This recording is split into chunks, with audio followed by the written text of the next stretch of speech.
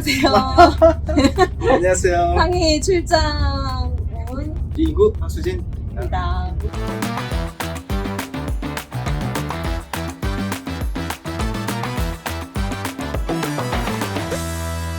입니다. 맞은편이 와이탄, 네네, 와이탄. 여기는 와이탄의 건너편에 있는 빈장따도라는 곳입니다.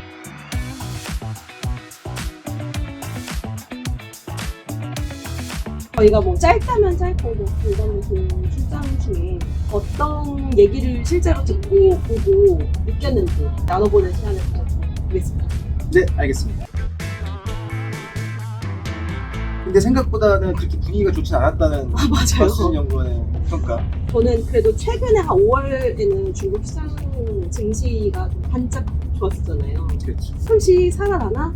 나아지지 않을까라는 기대감으로 사실 중국인들이 그렇게 비관적인 얘기 특정 지역 속의 미래세 이렇게 해야 되나?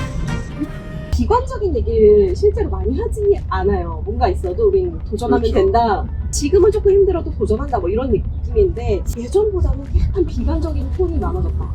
뭐 작년에 제가 딱 이 시기에 상해에 왔을 때는 그때 중국인들이 얘기한 거예요. 우리는 지금 정책이 안 나와서 그래. 정책만 나오면 다 된다. 뭐 이렇게 얘기했는데 사실 1년 사이에 정책이 되게 많이 나왔잖아요. 부산 정책, 통화 정책, 뭐 재정 정책 이런 것들이 되게 적극적으로 나왔는데 이 정책이 나왔음에도 불구하고 이게 빨리 안 돌아오니까 여기서 오는 그 비관적인 의견들이 많았던 것 같아요. 저는 와서 느낀 게 우리 섹션에 3일짜리 섹션인데 매크로 부분에 대한 평가, 전망. 근데 그거를 하기 위해서 부동산 관련된 섹션이 너무 많더라고요. 여러 가지 방면으로 부동산을 뭐 일본하고 비교하고 자체적으로 장기로 비교하고 하면서 부동산을 시클리컬한 산업으로 대표적으로 정의를 하고 이 시클리컬이 한번 바닥을 찍었기 때문에 좋아진다라는 뉘앙스로 얘기를 하는데 잘 와닿지는 않더라고요. 불필요하게 부동산 얘기 너무 많이 하면서 좋아질 거란 희망을 심어주는 게 아닌가? 그런 느낌이 좀 들었어요. 근데 공식적으로는 좋아질 거다, 뭐 정책 많이 나왔다라고 얘기하지만 저희가 만났던 중국인들이 실제로 부동산 이렇게 정책들 많이 나오고 살 거야? 한 명도 안 산다고 하는데 사실 잘 모르겠다. 부동산 분야 촉진하는 정책들도 많이 맞아요. 발표를 해서 신문에 보면 뭐 선전 부정적으로 부동산 매매량 늘어났다. 이 뉴스가 있길래 중국 친구한테 물어봤더니 너네들 어떻게 느끼냐. 거래는 좀 된 것 같은데 이게 바닥을 쳤다고 보기는 어려웠겠지. 제가 만난 중국인은 은지야 삐인치오 다들 가난해지고 있어 뭐 이런 얘기를 하고 있고 실제로 이제 고연봉 직급 근데 정말 돈을 부동산을 살 수 있는 정도의 고연봉자들도 연봉 삭감 감원 이런 이슈에 떨고 있고 심리 자체가 전반적으로 아직까지는 좋지 않다라고 그 생각합니다. 부분은 사실 작년에도 그랬는데 네. 아직도 개선되지 않은 것 같아요.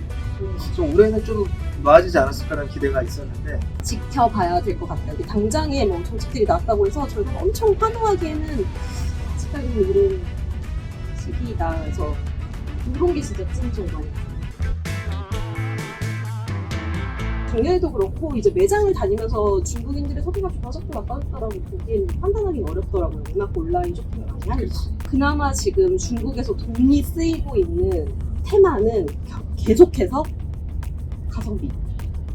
그래서 제가 들었던 섹션 중에 가장 기억에 남는 건 미니소. 제가 매장에서 돈을 펑펑 쓴 것도 미니소. 정말 이만큼 무슨 거 사도 맞나요? 한 제가 300위안 정도 샀는데 어치를 샀는데 꽤 이런 쇼핑백 하나가 돼요. 아주 즐겁고 지갑이 술술 열리는 쇼핑이었고 제가 거기밖에 돈 쓸 수 없어요. 기업에 대해서 알고 싶어하는 사람들도 꽤 많더라고요. 이거 포럼에서. 그래서 미니소가 얘기하는 전략이 뭐 작년이랑 크게 달라진 것 같아요. 가성비랑 수출. 중국 내에서는 마진을 높이기는 어려우니까 이 전략은 해외로 많이 수출해서 마진을 높이고 성장을 이끌어가고 있다라는 전략으로 그리고 실적도 잘 나올 것이다라고 얘기를 하더라고요. 좀 인상적이었던 게 차이나 타워란 어떻게 보면 사실 구글 기업이나 마찬가지고 그쵸. 좀 재미없는 게 길가에는 큰 탑 거기에다가 통신탑에 여러 가지 통수신기를 탑재하고 탑을 임대하는 기술 고성장을 이룰 수 있는 그런 기술은 아니지만 현금흐름이나 기업의 재무 상태가 굉장히 안정적인 그런 회사고 뭐 들어보니까 뭐 회사가 갑자기 크게 바뀌거나 그런 건 없더라고요. 너네 회사 지금 현금도 많이 그런데 물론 배당 잘 주지만 조배당을 더 할지 안 할지에 대해서 관심이 많은 것들 그거를 확인하고 그런 스탠스가 있는지를 물어보기 위해서 그 많은 사람들이 모였다는 게 너무 신기하고 한국에 지금 고비당 맞아요. 흐름이 핫한 테마죠. 그렇죠. 한국도 그렇고 근데 전 세계적으로 봤을 때 지금 중국이 고비당 테마를 가장 네, 있습니다. 그래도 상장사들 계속 강제로라도 부담을 많이 해라라고 지금 지침이 그렇죠. 내려오고 있기 때문에 이번 측면에서는 좀 다시 기대를 걸어볼 만하지 않을까 하고 중국도 당연히 AI였어. AI 이용. AI가 뭐 하루 전체 3분의 2 섹션을 맞아요. 다 차지할 정도로 네. AI 관련된 게 많고 그 상장사뿐만 아니라 비상장사들도 와가지고 정말 자기네들 그 언어 모델 홍보하는 그렇죠. 이제 열을 올렸고 언어 모델도 있고 다른 걸 들었던 것 중에 하나는 AI를 응용해서 인더스트리얼을 어떻게 할 것인지 산업화를 어떻게 조도할 것인지 거기에 관련된 기업들은 이제 스타트업도 있었고 상장자들 다 설명해 주는데 되게 재밌더라고요.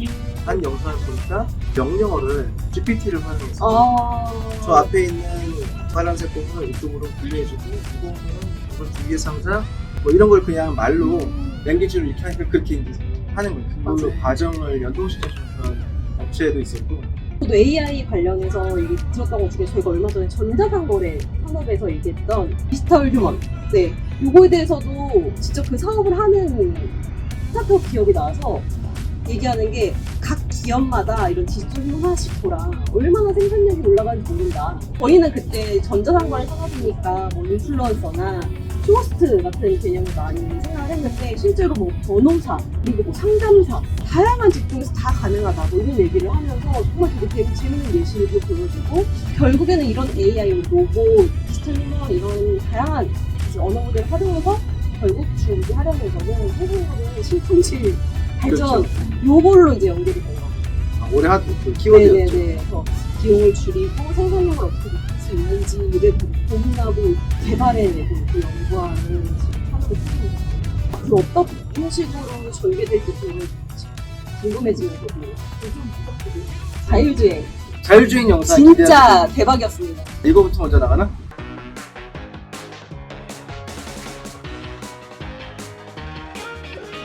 너무 싸지고 모델도 너무 많고 한 단계 올라왔어.